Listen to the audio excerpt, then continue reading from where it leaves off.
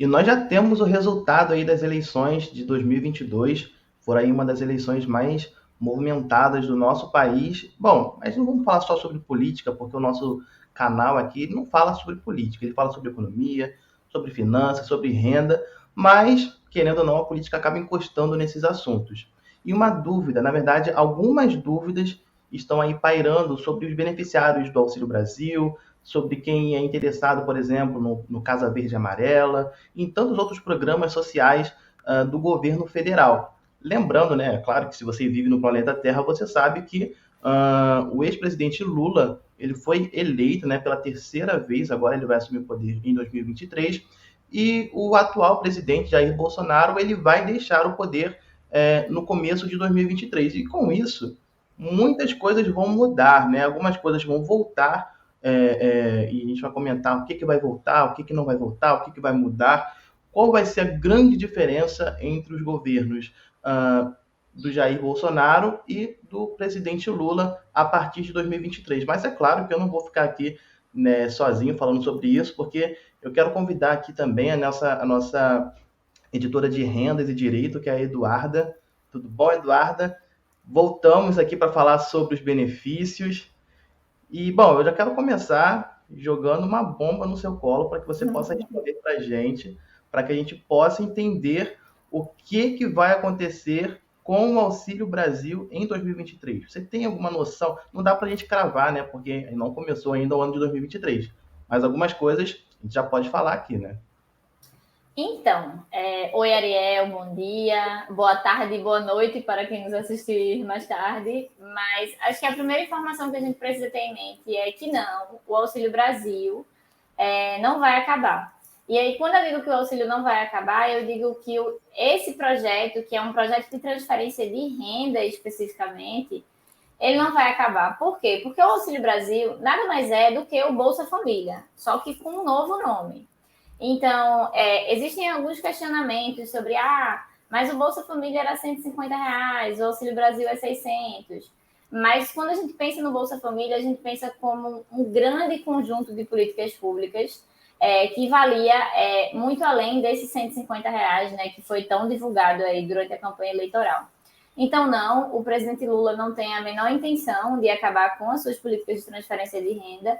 Muito pelo contrário, é de se esperar que haja um maior investimento, uma vez em que a gente está falando de um governo progressista, que durante os seus 2 primeiros mandatos, né, e durante os outros mandatos do PT, no governo Dilma, por exemplo, houve uma inserção muito grande de renda, né, para a concessão dessas políticas públicas. Então, sem sombra de dúvidas, não é um projeto que vai acabar.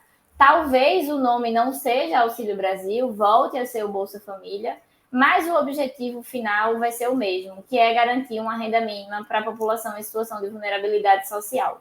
Com relação às regras, a gente ainda não tem uma confirmação do governo, mas já se sabe que a inclusão dos projetos permanece acontecendo pelo cadastro único, como já era feito antes mesmo do governo Bolsonaro. Então, vai ser preciso atender alguns critérios mínimos de renda, por exemplo, para poder ser um beneficiário, né? O Cade Único vai fazer toda aquela triagem, garantindo, além do valor básico da mensalidade, outros direitos que devem ser concedidos para essa população, como o direito à educação, o direito à saúde. Então, o Bolsa Família é muito conhecido porque não só concede, né, um valor específico por mês, mas faz a inclusão desse sujeito e da sua família em outras políticas públicas do governo. Por exemplo, as mulheres grávidas, durante a concessão do Bolsa Família, elas precisam ter acesso ao SUS e comprovar que estão fazendo esse pré-natal. Então, crianças recém-nascidas e crianças entre os 3 a 6 anos também precisam ter a carteira de vacinação atualizada. As crianças também precisam estar matriculadas em escola pública e ter uma frequência acima de 70%. Então, para 2023, quando a gente falar sobre Auxílio Brasil ou Bolsa Família, sobre essa política de transferência de renda, na verdade, a gente pensar além da concessão de um valor específico que vai acontecer todo mês. Muito Agora, provavelmente vai ter essa articulação do governo para a inclusão de outras políticas públicas. deixa eu ser um pouco mais direto. A gente sabe que, querendo ou não, esses programas sociais eles são usados politicamente, né? Era assim Sim. antigamente, quando foi criado o Bolsa Família, ficou assim também com o Auxílio Brasil, e agora que nós temos aí o ex-presidente Lula voltando ao poder, as pessoas estão com dúvidas. Quem recebia o Auxílio Brasil agora que foi eleito o Lula, as pessoas vão ser removidas do Auxílio Brasil porque ele foi eleito? De forma alguma, até porque o critério de inclusão, seja no Auxílio Brasil ou no Bolsa Família, é a condição de situação de vulnerabilidade social. Então, atualmente, a gente tem mais de 22 milhões de pessoas, né, em situação de vulnerabilidade no Brasil, e não tem essa de que eu fui do Auxílio Brasil, o Auxílio Brasil era do governo Bolsonaro e, consequentemente, o governo Lula não vai me aceitar no Bolsa Família. Não, existe uma regra. Por mais que a gente saiba que essas políticas, em muitos casos, elas sejam usadas para um cunho eleitoral, né, uma estratégia política, existem leis, existem diretrizes. Então, a inclusão desses segurados devem cumprir essas leis e essas diretrizes. Caso venha a ser o Bolsa Família em 2023 ou a legislação do Auxílio Brasil seja alterada, o governo precisa publicar. Então, a própria população tem acesso a esses dados, né? Esse documento, esse registro que determina as regras do projeto, quem pode receber, quem não pode, qual o valor, como ter acesso, precisa estar disponível no portal do Ministério da Cidadania. Então, o cidadão ele tem direito, independentemente do posicionamento político dele nessas eleições de 2022. É muito válido ressaltar, Ariel, que o governo não tem como saber em quem você votou. Então, isso é uma grande fake news, sabe? A gente não tem, o governo ele não vai saber em quem você votou, independentemente do seu posicionamento político. Se você é uma pessoa em situação de vulnerabilidade, é um direito seu previsto em lei. Então, você pode sim e deve recorrer ao cadastro único e receber não só o Bolsa Família, como outros benefícios sociais garantidos pelo governo federal. Agora, uma coisa que eu falo aqui com o pessoal do nosso canal é que vulnerabilidade é um nome muito bonitinho, né? É uma coisa que não é tão bonitinha assim. Eu falo que não é vulnerabilidade. Quem está realmente em situação de necessidade, quem está precisando, quem está com pobreza. O pessoal fala extrema pobreza ou pobreza. Não, pobreza é uma coisa só. Se ficar, eu sou pobre, eu sou extremo pobre, isso não faz muito sentido, né? E uma coisa que também foi muito comentado sobre o Auxílio Brasil durante esse período eleitoral é que o valor do Auxílio Brasil, o pessoal estava falando assim, ó, a equipe do Bolsonaro, né, falando que se o Lula fosse eleito, o valor do Auxílio Brasil ia ser o mesmo valor que era na época que o Lula já foi presidente, né, no passado, cento e poucos reais mais ou menos, não seria R$ 600.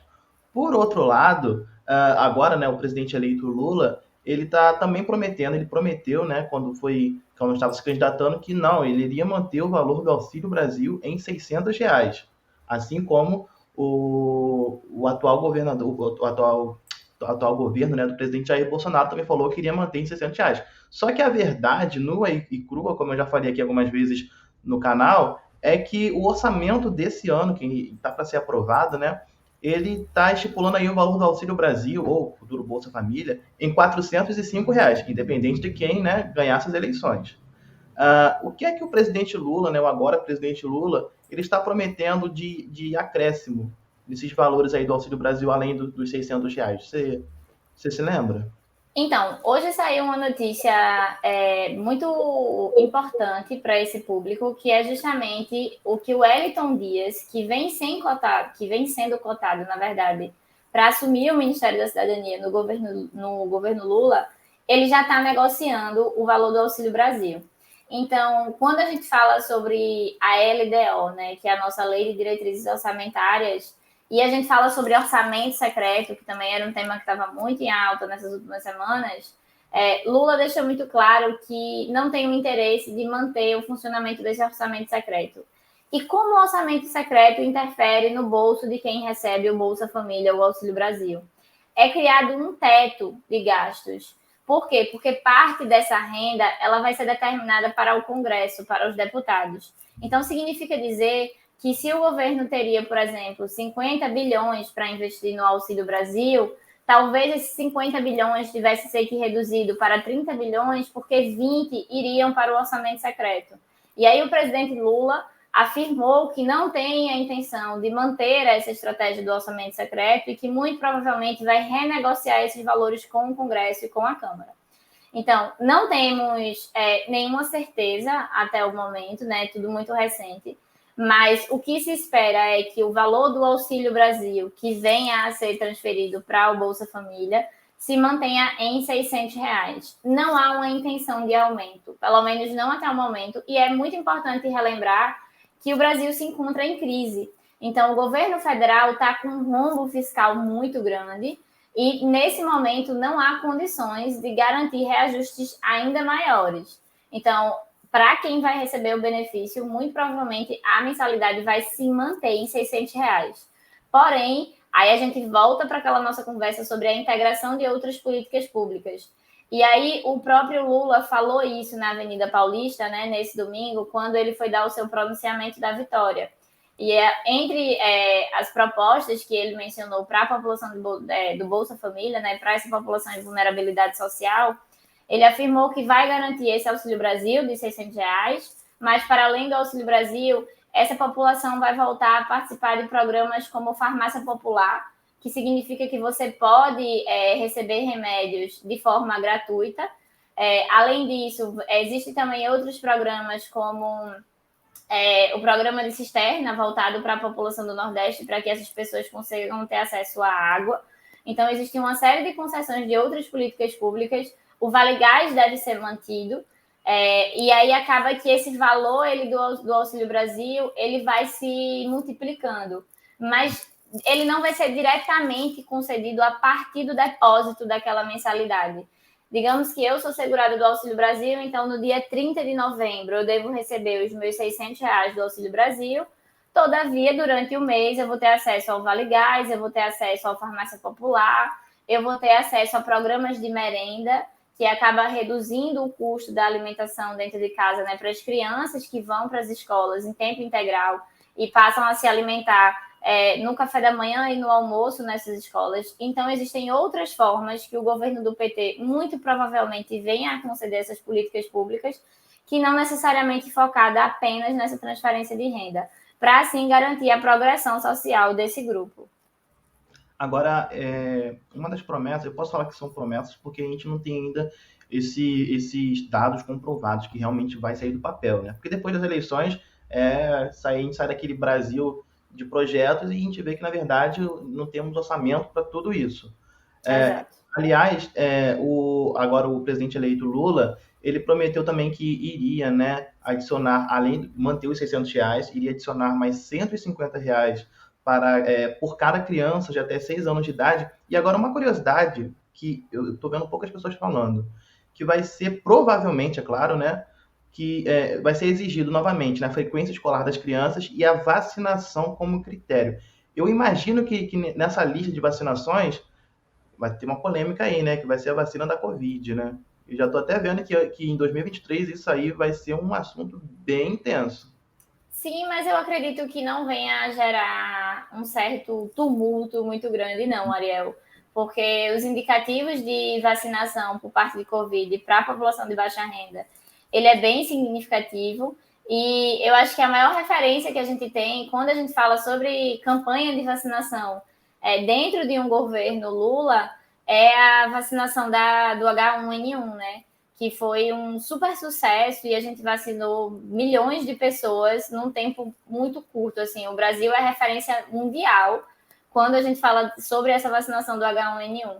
Então, eu imagino que o que vem acontecer é que o governo federal vai fazer uma campanha muito forte para reforçar essa vacina, não só para os beneficiários do Auxílio Brasil, mas para a população de um modo geral, né? Tem muita gente que não tomou a 4ª dose e provavelmente essa vacina de Covid, ela permaneça sendo reforçada anualmente. Então, o que eu acredito que vem acontecer é essa campanha do Ministério da Saúde, o nosso famoso Zé Gotinha, né? Ele deve voltar a atuar por aí e estimular essa vacinação para a população de baixa renda, os postos de saúde, né? As UPAs e as UPinhas. A gente espera que volte a funcionar, então que, consequentemente, com isso, volte as campanhas de incentivo e estímulo para que as mães levem os seus pequenos para serem imunizados. Sim, a polêmica que eu falei é mais em relação aos discursos, né, que mudam, né, entre o governo e outro, e isso sim pode causar uma comoção. Mas eu acho que isso vai dar uma cessada agora, sabe? A gente viveu uma eleição muito, muito, muito caótica, assim, muito polarizada. Então, existia uma briga discursiva muito grande, né, entre o PT e a oposição, e Bolsonaro e tudo mais. Mas imagino que cada vez mais a expectativa é que de janeiro em diante essa discussão ela vá sendo amenizada. Acho que a própria população, quando passar a ser beneficiada, sabe? Independentemente de quem ela votou no segundo turno ou no primeiro turno. Quando começarem a sentir no bolso, na saúde, na melhoria, na qualidade de vida, então, muito provavelmente, esse discurso e essa disputa política, ela deve dar uma acalmada por um tempo. Tomara, né? A gente viu também no governo do presidente Jair Bolsonaro uma desconstrução de muitos programas que foram feitos pelo PT, exatamente para acabar com um legado, né, antigo. Mas, por exemplo, como você falou, o Bolsa Família virou Auxílio Brasil. E um outro exemplo é o Minha Casa Minha Vida, que deixou de existir e aí virou Casa Verde e Amarela. E agora o Lula vai acabar com Casa Verde e Amarela também, é isso? Vai. E aí, nesse caso, eu acho que de fato é o encerramento do Casa Verde e Amarela. Por quê? Porque existe uma diferença muito significativa nas faixas de renda do Casa Verde e Amarela e do Minha Casa Minha Vida. O Minha Casa Minha Vida foi criada como uma política pública de moradia, né, de habitação, que tinha como finalidade garantir um teto para as pessoas de baixa renda. E aí, pessoas de baixa renda para além desse grupo em situação de vulnerabilidade, sabe? Então, pessoas que sobreviviam com um salário mínimo até 3 salários mínimos passaram a realizar esse grande sonho da casa própria, né? A partir do Minha Casa Minha Vida, com essa política de financiamento imobiliário.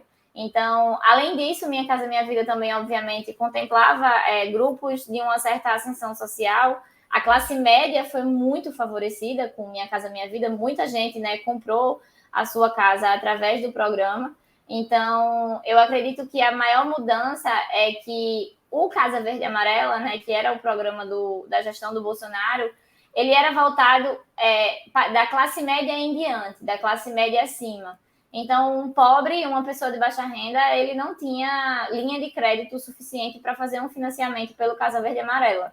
E o Minha Casa Minha Vida não, ele deve voltar justamente com essa proposta de conceder moradia para o pobre, para a população de baixa renda e também para a classe média. É muito importante a gente não ser ingênuo, né?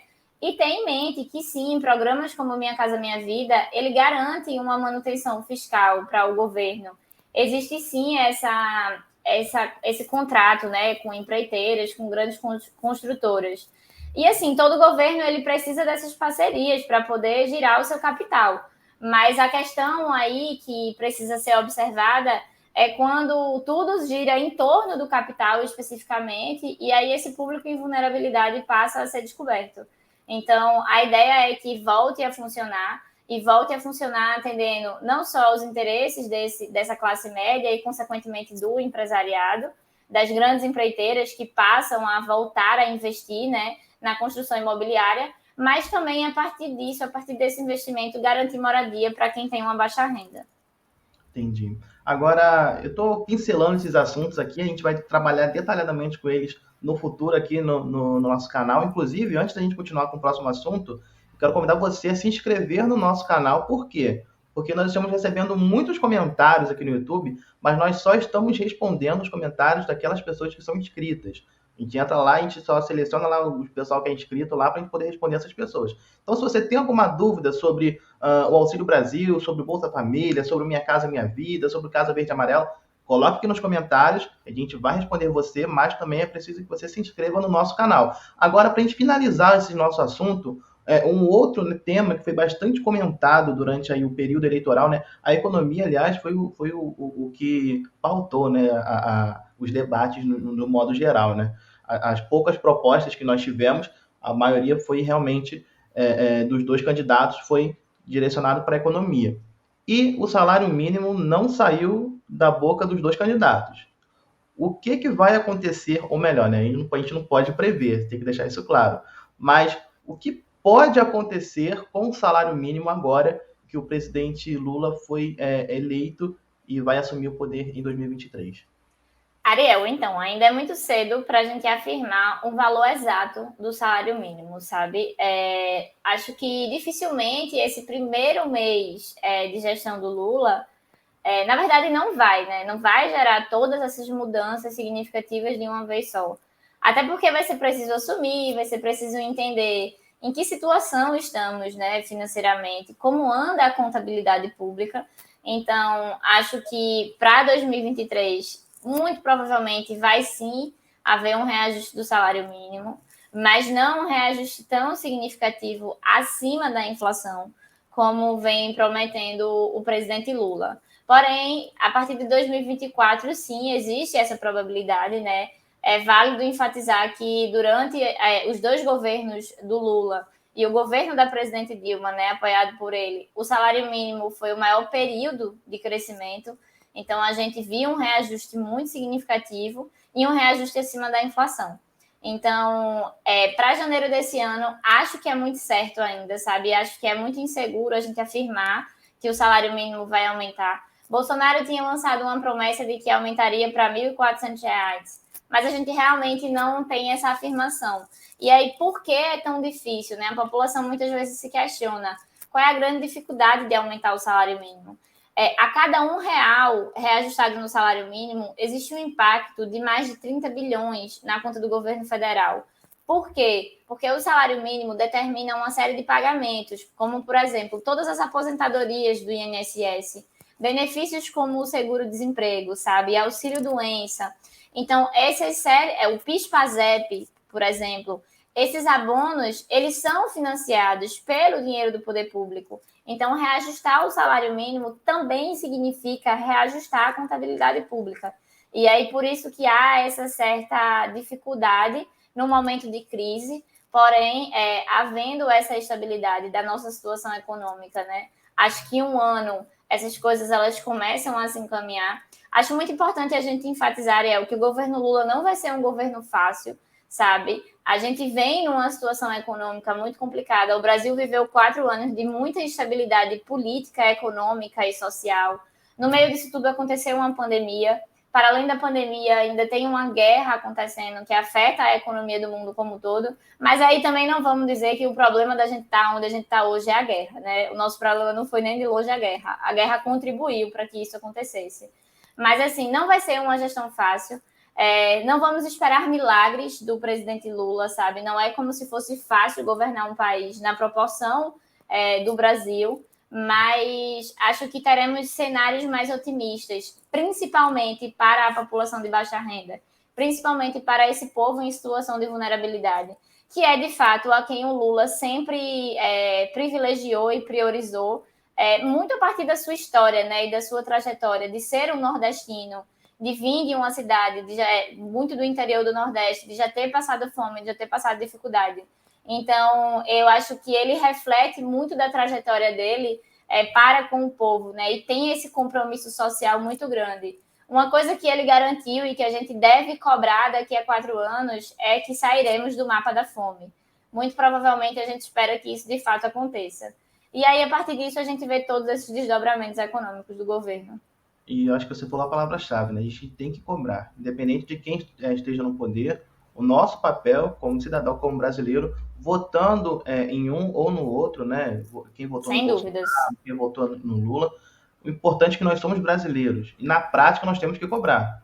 Né? Se errar, a gente tem que falar que errou. Se acertar, também nós temos que falar que acertou. Nenhum governo é perfeito, né? Bolsonaro teve acertos, teve erros, Lula teve acertos, teve erros, agora vai ter oportunidade também, né? De fazer novos acertos, novos erros. E o nosso papel aqui no FDR, né? Como eu sempre falo, a gente tem que tocar nesses assuntos, mas de uma maneira que seja claro para todo mundo, né? De forma que não pareça que a gente está de um lado ou do outro, né? Nós estamos falando da economia do nosso país e, na verdade, né, o que o brasileiro quer é que o Brasil dê certo, porque isso afeta a vida de todo mundo, né? Se Total. você é empresário, se você não é, se você está numa condição de pobreza, se você é estudante, o que todo mundo quer é ter uma vida boa, uma vida segura, ter acesso à educação, ao básico, né?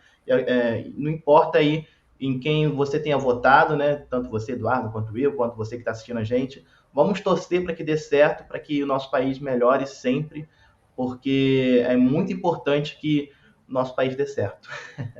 É É quase, isso. é quase um discurso isentão aqui que eu estou fazendo, mas é verdade, sabe? É Mas importante acho porque que no fim das contas é esse o nosso papel, sabe, Ariel? Como jornalista, infelizmente a gente veio de um período em que os jornalistas estavam sendo muito atacados. A gente falar sobre a benfeitoria de um governo e os erros de um outro governo não significa nem de longe um posicionamento político. Mas a gente está trazendo os fatos, a gente está trazendo a realidade. A gente não está maquiando nenhum dado quando diz que 22 milhões de brasileiros estão passando fome, sabe? Isso é uma estatística, então a gente precisa debater sobre isso, independentemente de quem esteja no governo. Agora, a partir de janeiro, que vem a ser Lula, a gente precisa cobrar, a gente precisa monitorar, né? A gente não vive só de promessa política. uma coisa Então, é papel da imprensa e da sociedade estar atento a essas promessas e a realização delas acima de tudo. sem dúvida. E uma coisa é fato, a gente aqui do FDR, falando como um site, né, como uma empresa, nós cobrimos o auxílio emergencial na época do auge da pandemia, né?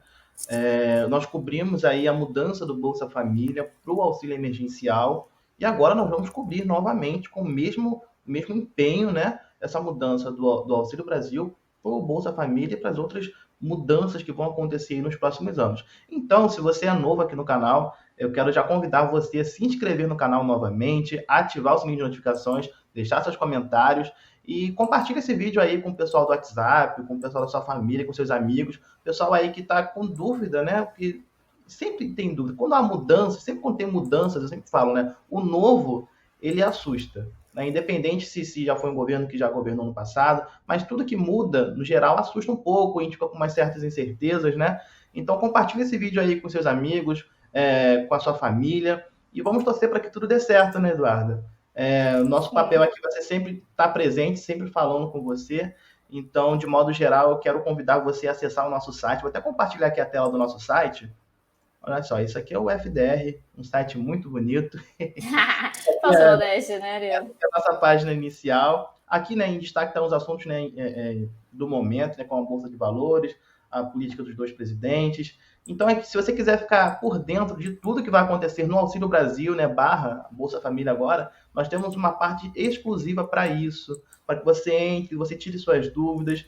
Nós esclarecemos de forma bem transparente para você que tem conhecimento, para você que não tem conhecimento, para você que está começando agora a querer entender sobre o Auxílio Brasil, sobre os seus direitos, sobre finanças, sobre empréstimos, sobre simulação de empréstimo, tudo isso de forma bem clara, transparente, para que você possa aí ter uma informação de qualidade, que esse é o nosso papel, não é mesmo, Eduardo? Bom, eu já quero... Já estamos aqui há quase meia hora, olha só. É muito bom receber você aqui. Já quero convidar você mais vezes para estar aqui no canal. O pessoal gostou bastante da sua última participação. Então, já quero convidar você aí mais vezes para estar aqui, para convidar mais pessoas, se você quiser convidar, né? E para a gente começar a falar sobre... A gente vai falar sobre o 13º, vamos falar sobre o que vai acontecer, né? Finalmente aí no próximo ano, depois desse período intenso de eleição, de cobertura que nós fizemos aqui. Então, de modo geral, eu quero agradecer aí pela sua participação mais uma vez. Muito obrigado, tá bom? Muito obrigada, Ariel. Obrigada a todo mundo. Logo menos estou por aqui novamente, trazendo todas essas novidades das nossas políticas públicas sociais. Então é isso, pessoal. Espero que você tenha gostado do vídeo de hoje, que esse vídeo tenha sido bom, que a gente tenha conseguido passar com clareza para você aí as informações que nós já temos acesso, né? Então, eu espero você no próximo vídeo. Até mais. Tchau, tchau.